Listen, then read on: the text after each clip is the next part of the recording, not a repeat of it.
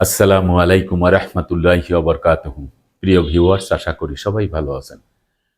আজকে যে বিষয় নিয়ে আলোচনা করব অত্যন্ত গুরুত্বপূর্ণ একটি বিষয়। বিষয় হচ্ছে জমির নামজারি না থাকলে জমি হারাবেন 100%। কি কারণে হারাবেন? কি জন্য হারাবেন? কেন নামজারি করতে হবে? নামজারি কি জিনিস? এই বিষয়টি নিয়ে বিস্তারিতভাবে আলোচনা করব।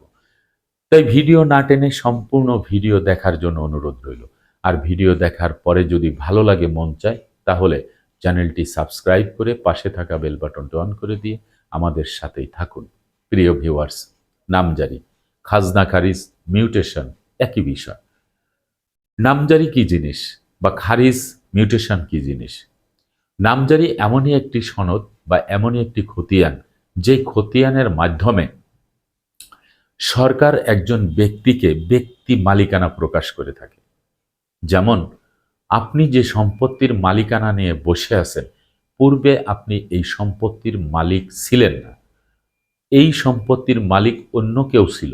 হতে পারে আপনার বাবা, হতে পারে আপনার মা, হতে পারে দাদা, হতে পারে পূর্বপুরুষের কেউ, হতে পারে আপনি যার কাছ থেকে সম্পত্তি ক্রয় করেছেন সেই দাতা। এরা ছিল পূর্বের মালিক। আর আপনি নতুন মালিকানা পেয়েছেন। সেটি হতে পারে আপনি বংশ পরম্পরায় ধারাবাহিকভাবে খতিয়ান মূলে আপনি মালিকানা পেয়েছেন, অথবা আপনি সম্পত্তি কারো কাছ থেকে ক্রয় করেছেন, ক্রয় সূত্রে মালিকানা পেয়েছেন। এই যে আপনি মালিকানা পেলেন, এই মালিকানা পাওয়ার ক্ষেত্রে সরকার জানে কিনা, এই সরকারকে জানাতে হয়। কিভাবে জানাতে হয়? আমরা যদি প্রথমে দলিল হিসেবে ধরে নেই যে দলিল মূলে আপনি মালিক, তো দলিল মূলে মালিক আপনি দুই ধরনের দলিল মূলে মালিক হতে পারেন। প্রথমত, একটা হচ্ছে ক্রয় সূত্রে আপনি মালিক হয়েছেন, হেবা দলিল হোক, দান দলিল হোক, হেবা বিল আওয়াজ হোক, আপনি ক্রয় সূত্রে বা কেউ দিছে সেই হিসাবে আপনি জমির মালিকানা পেয়েছেন। এটি একটি পদ্ধতি। আরেকটি হচ্ছে বংশ পরম্পরায় আপনি যে সম্পত্তি বাবার কাছ থেকে, মায়ের কাছ থেকে আপনারা তাদের মৃত্যুর পরে যে সম্পত্তিটি আপনাদের কাছে আসছে, সেই সম্পত্তি আপস বন্টন নামক দলিল করে মালিকানা পেয়েছেন। এই যে দুই ধরনের দলিল, এই দলিলের মাধ্যমে যে আপনারা সম্পত্তির মালিকানা পেয়েছেন, এটি কোন পর্যন্ত সীমাবদ্ধ? এটি সীমাবদ্ধ হচ্ছে শুধুমাত্র সাব রেজিস্ট্রার অফিস কর্তৃক। কারণ আপনারা আপনাদের কাগজপত্র নিয়ে আপনারা কিন্তু জমি দলিল করে নিয়েছেন। দেখুন, সরকারি দলিল হচ্ছে খতিয়ান, রেকর্ড খতিয়ান, সিএস খতিয়ান, এসএ খতিয়ান, আরএস খতিয়ান, বিএস খতিয়ান, দিয়ারা জরিপ, তারপরে আপনার এই যে স্যাটেলাইট জরিপ যেটি হচ্ছে, মহানগর জরিপ, এগুলি সবই হচ্ছে সরকারের খতিয়ান, সরকারের দলিল। আর আপনার ব্যক্তি মালিকানা দলিল হচ্ছে দলিল যেটি সাব রেজিস্ট্রার অফিস কর্তৃক আপনি করেছেন। এখানে দুইটি মন্ত্রণালয় জমি সংক্রান্ত বিষয় কিন্তু কাজ করে থাকে। যেহেতু দুই মন্ত্রণালয়ের মধ্যবর্তী স্থানে কোনো ডিজিটাল প্ল্যাটফর্ম নেই, সেই ক্ষেত্রে এক মন্ত্রণালয়ের কাগজপত্র বা এক মন্ত্রণালয়ের কার্যক্রম অন্য মন্ত্রণালয় দেখতে পারেন না। তো এইখানে সাব রেজিস্ট্রার অফিস কর্তৃক যখন আপনি দলিলটি করে নিলেন, কিন্তু দলিলটি করার সময় আপনি দাতার কাছ থেকে যে কাগজপত্রগুলি আপনি নিয়েছিলেন, সেই কাগজপত্রের মধ্যে ভূমি মন্ত্রণালয়ের যে খতিয়ানগুলি, সেই খতিয়ানগুলিও কিন্তু আপনি সেখানে দিয়েছেন। যেমন সিএস খতিয়ান, এসএ খতিয়ান, আরএস খতিয়ান, বা আপনার হালনাগাদ যে খতিয়ানটি হয়েছে সেই খতিয়ানের কাগজ দিয়েছেন। দাতার নামে নামজারি ছিল, নামজারি খতিয়ানটিও কিন্তু সেখানে আপনি দিয়েছেন। তো এই যে আপনি যে ভূমি মন্ত্রণালয় কর্তৃক যে খতিয়ানগুলি পাওয়া গেছে, এই খতিয়ানগুলি আপনি কিন্তু দাতার দলিলের সাথে আপনি কিন্তু আপনার দলিল করার সময় আপনি কিন্তু দলিল লেখকের কাছে সাবমিট করেছেন, বা দলিল লেখক সেইগুলি দেখে আপনাকে একটি দলিল সম্পাদন করে দিয়েছে। কিন্তু এখানে আপনাকে বুঝতে হবে যে আমি তো দলিল করলাম, কিন্তু ভূমি মন্ত্রণালয় কর্তৃক যে কাগজগুলি আমি পেয়েছি আমার দাতা, আমারও তো এরকম কাগজ পাওয়ার প্রয়োজন আছে।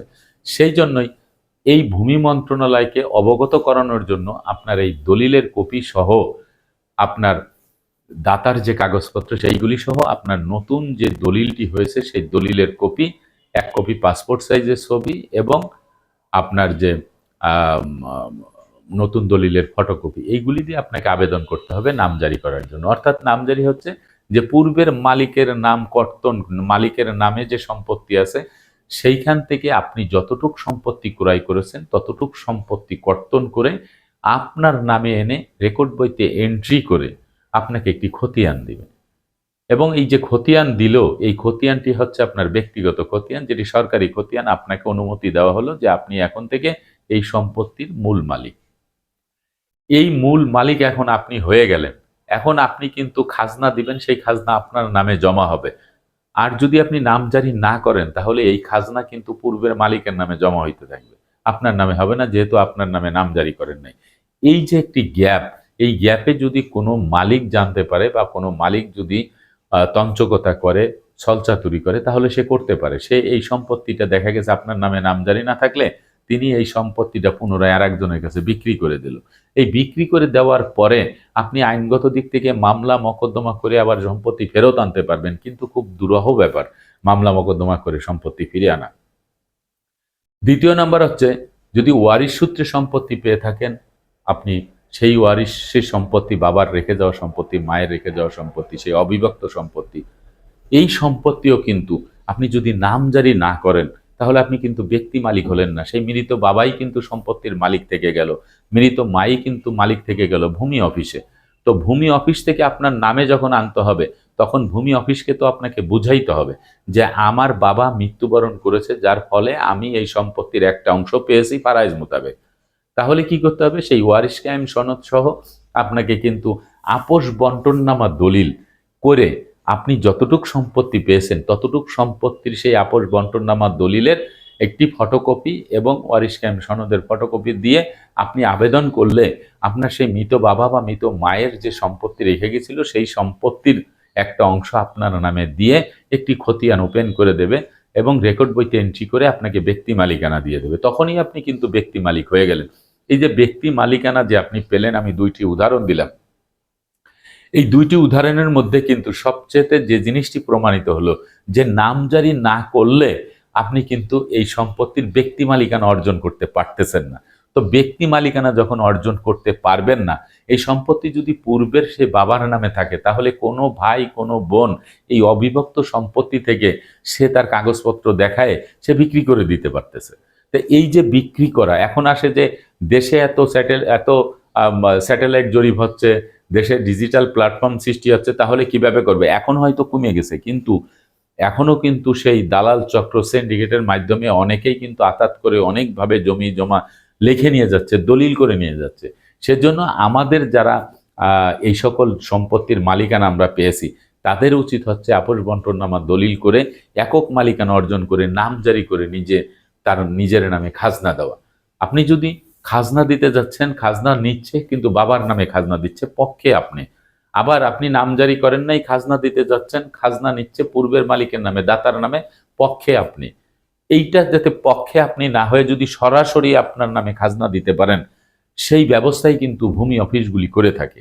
এই ভূমি অফিসগুলি 100% একজন সাধারণ জনগণের ব্যক্তি মালিকানা প্রমাণের জন্য এই খতিয়ানটি করে থাকেন, যাতে করে সে পূর্বের মালিকের কাছ থেকে যতটুক সম্পত্তি আপনি পাবেন, ততটুক সম্পত্তি তাদের যে মূল জোত, যে রেকর্ড বই, সেইখান থেকে কর্তন করে আপনার নামে এনে আপনাকে ব্যক্তি মালিকানা দিয়ে দিচ্ছে। এইখান থেকে ভুল করা যাবে না। ভুল করলে এই সম্পত্তি হারাই যেতে পারে। আর হারাই গেলে আপনি মামলা মকদ্দমা করে ফেরত আনবেন, সেটি দুরূহ ব্যাপার, অনেক কষ্টসাধ্যের ব্যাপার। এই জন্যই এই কথাটি বলা হলো। আশা করি আপনারা এই বিষয়টি বুঝতে পেরেছেন। আজকের মতো ভিডিওটি এখানে শেষ করব। আগামীতে দেখা হবে অন্য কোনো ভিডিও নিয়ে। সে পর্যন্ত সবাই ভালো থাকবেন, সুস্থ থাকবেন, আর আমার জন্য দোয়া করবেন। আল্লাহ হাফেজ।